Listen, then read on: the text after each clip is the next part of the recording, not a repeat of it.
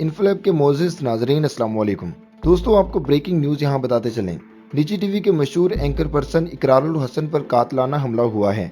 समाजी राब्तों की website Twitter पर ट्वीट किया और बताया कि लाहौर में डिफेंस हाउसिंग अथॉरिटी में मुझ पर हमला हुआ है। उन्होंने कहा कि हमला डीएचए पुलिस स्टेशन के बिल्कुल सामने हुआ। नामालूम अफराद मुझ पर फायरिंग करते हुए फरार हो गए। इकरारुल हसन ने ट्वीट में अपनी तस्वीर भी शेयर की, जिनमें उनके चेहरे पर खून की लकीरें साफ तौर पर देखी जा सकती हैं। हमले से मुतालिक इकरारुल हसन ने अभी कोई तफसीलात नहीं दी और न ही वाक़ये से मुतालिक पुलिस की जानिब से कोई बयान सामने आया है।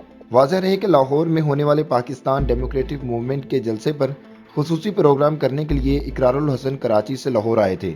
इकरारुल हसन जराइम पेशा अफराद के खिलाफ स्ट्रिंग ऑपरेशन करके उन्हें बेनकाब करने वाले सहाफ़ी हैं, जिनके प्रोग्राम की वजह से जराइम पेशा और बाअसर अफराद उनके जानी दुश्मन बन चुके हैं। दोस्तों, इकरारुल हसन एक ईमानदार और सच्चे सहाफ़ी हैं। दूसरी तरफ सियासी और समाजी रहनुमाओं की तरफ से इस हमले की पुरजोर मजम्मत भी की जा रही है। दोस्तों, मज़ीद इसी तरह की अपडेटेड वीडियोस देखने के लिए आप इस यूट्यूब चैनल को सब्सक्राइब कर लीजिए।